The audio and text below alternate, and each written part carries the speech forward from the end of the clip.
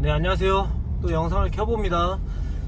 직장인 부업으로 월 순수익 1000만원 찍는 노하우 및 썰 이렇게 푸는 두 번째 영상이네요. 제가 오늘 지금 얘기해 볼 내용은 사업자 등록. 네, 이렇게 좀 어떻게 내는지 알아볼게요. 사실 좀 기억이 잘 안 나요. 3년 전에 나가지고. 근데 뭐 비슷합니다. 뭐 순서가 좀 뒤죽박죽일 수 있어요. 그래도 뭐 감 잡는 느낌으로 한번 들어보세요. 일단 겸업이 금지되어 있는 직종이 있으실 겁니다. 뭐 저도 그렇고요. 겸업이 금지되어 있는 직종, 이제 그럴 경우에 본인 이름으로 사업자를 내는 게 약간 부담이 되실 수 있습니다. 그죠?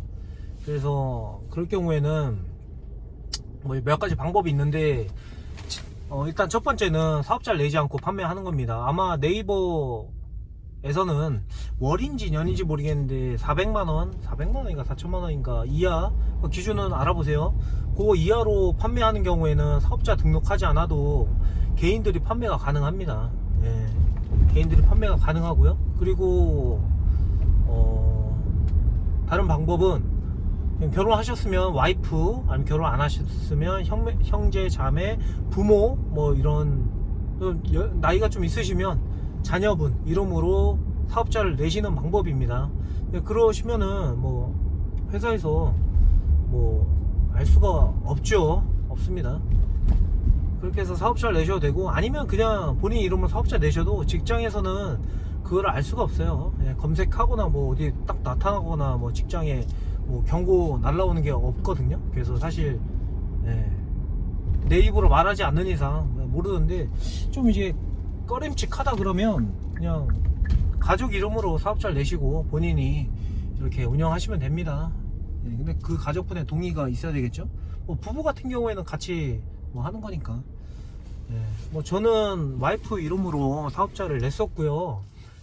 핸드폰을 하나 더 개통했습니다. 안 쓰는 폰을 사업자 명의로 그렇게 개통을 했고요. 그렇게 해서 사업자 등록을 하는데, 간이 사업자가 있고 일반 사업자가 있고 뭐 법인 사업자가 있습니다. 그래서 제가 시작할 때는 간이 사업자가 1년에 뭐 4천만원인가 2천만원인가 그거 이상 매출이 이하면 간이 사업자가 가능하고, 그 이상이면은 일반 사업자인데, 지금 또 기준이 늘었어요. 그거는 이제 검색해 보세요. 항상 틀려지기 때문에. 그렇습니다. 법인은 뭐 개념이 뭐 세무사들이 좀 더 잘 설명해 주는 유튜버가 있겠지만, 법인은 뭐 10억 매출 이상 나오면 법인이 절세 혜택이 있다고 알고 있는데, 뭐 회사 자금을 내가 빼는데 약간 좀 어려움이 있다고 저는 알고 있고, 아무튼 저는 처음부터 일반 사업자로 등록을 했고요. 일반 사업자를 했는데 매출이 많이 안 나오면 세금 신고할 때 간이 사업자 기준으로 신고하면 된다고 이렇게 들었습니다. 그리고 간이 사업자의 매출을 바라고 이렇게 시작할 거면 사실 직장에 충실하는 게 더 낫지 않나, 그런 생각이 듭니다. 일반 사업자 과세에 적합할 정도로 매출을 많이 뽑을 목표를 세워야 되지 않나 싶어요. 벼룩 이야기 있잖아요. 벼룩 이야기. 그 기준만큼, 벼룩은 그 가둬둔 그 상자의 높이만큼 뛸 수 있는 거죠. 내 높이를 낮춰놓으면, 그러니까 간이 사업자를 해놓으면 그만큼 뛰지 않나. 뭐 운이 좋아서 잘 될 수도 있기는 하겠지만, 운도 실력이 따라야지 운이 따라오는 것 같습니다. 뭐 저는 그릇이 작아서 일반 사업자로 시작을 했지만, 사실 근데 일반 사업자로 선택한 이유가 있어요. 간이 사업자로 하다가 잘 돼서 일반 사업자로 바꾸면, 이게 일반 사업자 변경해서 변경하는 것도 사실 에너지가 소요가 되니까, 그럴 바에 그냥 처음부터 일반 사업자로 하자. 나중에 간이 사업자 하다가 일반 사업자 할 거면 안 되면 솔직히 접으면 되니까. 그런 생각으로 처음부터 일반 사업자로 등록을 해서 시작을 했습니다. 그래서 요 시청하시는 분들도, 사업자는 직장 다니신 분들, 사업자는 어떻게 명의를 해야 되는지, 그리고 그 다음에 일반 사업자 할지 뭐 이렇게 할지, 사실 중요한 문제는 아니에요. 사업자는 사업자는 중요한 게 아닙니다. 그냥 다들 하는 거니까. 사실 다들 안 하는 거를 잘해야 되는 거거든요. 그 노하우는 제가 나중에 계속 무료로 이렇게 떠들어서 말씀드리겠습니다. 굉장히 도움되시고 좋을 거예요. 예.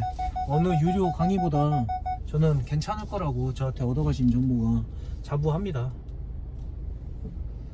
아이고, 지금 이마트에 좀 장보러 왔는데, 예. 오늘도 매출 한 200 몇십만 원 나왔습니다. 고맙죠, 구매하시는 분들에게. 아이씨, 이거 못 내리겠네. 앞으로 가야 되겠네. 앞으로 가야 되겠다.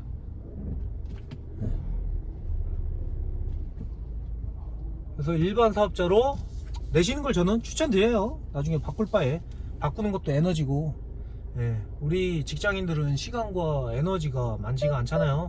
직장에서 많이 쓰고 오기 때문에 직장에서도 사실 열심히 하고 가정도 열심히 하고 취미생활도 하면서 이렇게 돈 부업으로 벌어야 되는 건데, 에너지 쓰일 일을 줄여야 됩니다. 집중을 해야 됩니다. 선택을 하고 집중을 해야 되는데, 사업자 뭘 낼지 고민하는 것도 사실 에너지 소비이기 때문에 그냥 내 차 긁을까봐 좀 주겠습니다.